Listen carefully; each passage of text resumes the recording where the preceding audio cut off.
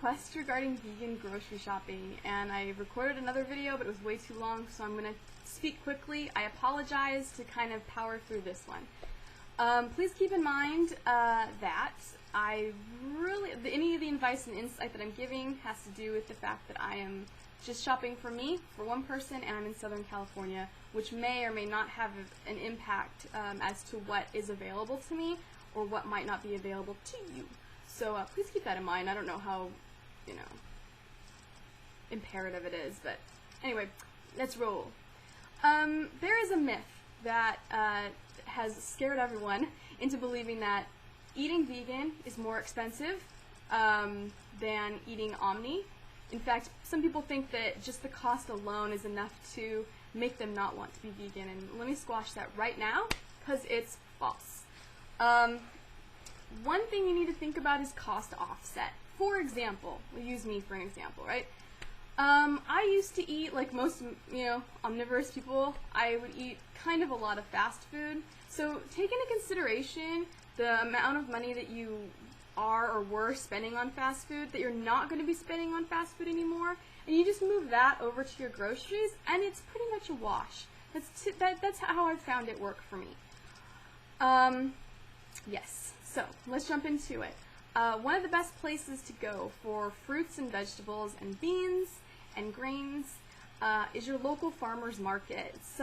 Most cities, towns do have some kind of like weekly or something like that get together where all the local people can get together and sell what they grow.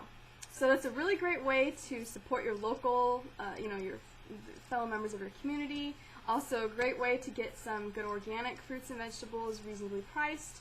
Also, you can talk to the people that actually grew the food, so you know exactly what went into it and exactly what you're consuming, which is paramount.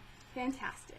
Definitely the best place to get your fruits and vegetables, and it's a really great way to discover new fruits and vegetables. You're going down the little aisles, you're getting like some onions and shit like that, and you're like, a leek? What the hell is a leek? I don't know, but I'm gonna try it, and get that shit and try it. It's wonderful. Really just a great experience. Alright? There is also the Whole Foods / Trader Joe's / Mother's Market / Henry's Marketplace / whatever, which are your self-proclaimed, healthier, organic, more green places. And those are cool. Don't get fooled into thinking that everything in those stores is expensive, alright? It's really not. Go in, look around, look at some items that you would personally buy, like Trader Joe's makes a really bitchin' soy chorizo, stuff like that, and look at that, because, yeah, maybe someone somewhere saw some, Persian special almond paste that was $70 a quart, and they're like, oh my god, it's so expensive. It's like, well, yeah, but what they didn't see was the soy yogurt right next to it that was 10 for $5, so it's just go in, don't see everything for yourself. Don't buy into too much of the buzz. Just go in with yourself. There are some specialty items in there that are really awesome. You can check them out. Vegan ice creams, vegan cookies and candies. They will also have some good produce as well. Stuff like that. Just breath mints. I go to Trader Joe's to get my breath mints. So it's really cool. Just go in and check it out, because what works for one person or what doesn't work for one person may not exactly be true to you. And also, some people only have access to their major chain supermarkets. That's okay, because you can still get, usually a lot of major, just ignore my phone there. A lot of the major stores also carry some organic produce that you can get. It's gonna be probably more expensive in the supermarket than at your local, your local farmer's market or even your local Trader Joe's. Just look at the prices, do some comparative shopping, and you'll be fine. I mean, it's a learning experience, and you'll feel things out, but it's really not a big deal. It's really not. People make it to be this big old thing, and it's really not. I'm going to give you some buzzwords though to look for in certain items. When you're looking for pretty much like breads or actually there are a lot of items. I'll just give you the words. Okay, things to look for. Obviously, milk, butter, butterfat, eggs. You don't want any of that. You also don't want anything that has casein, C-A-S-E-I-N, or queso, like something, you know, like a queso hyphen anything that's C-A-S-O. If you've noticed, my username is casomorphins. If you don't know what that is, please Google it.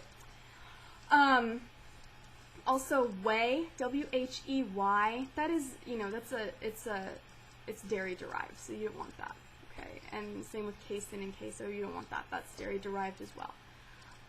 Also, things to look for, especially in wheat breads, is honey. You don't want honey.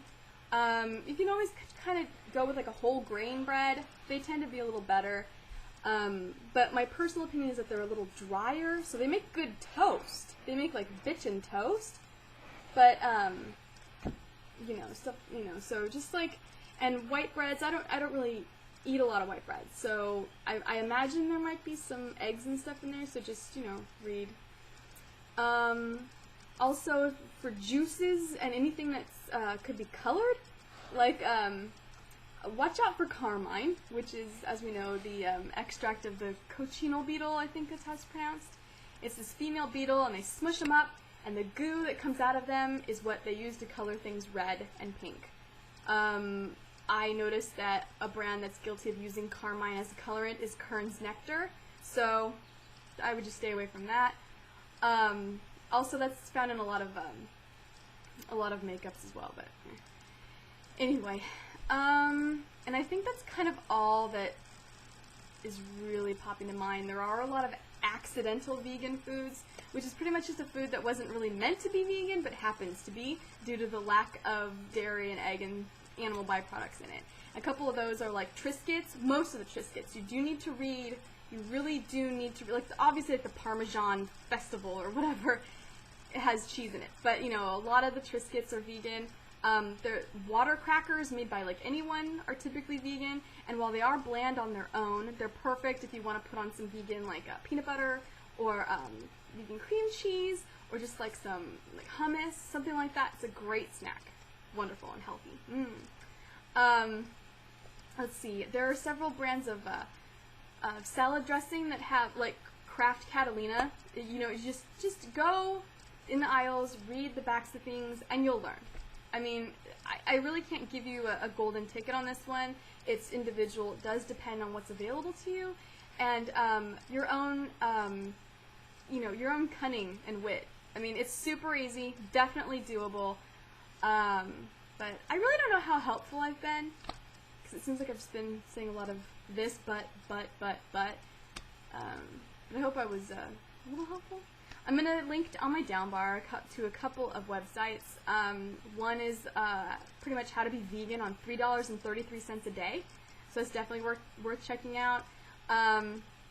Also, I'm going to link down to a blog. It's on Vegan Dad. It's like a dad who's raising, I think, 3 sons, and he cooks every day. So he needs to, you know, be, thrifty and cool with what he does. So I'm going to link to that as well.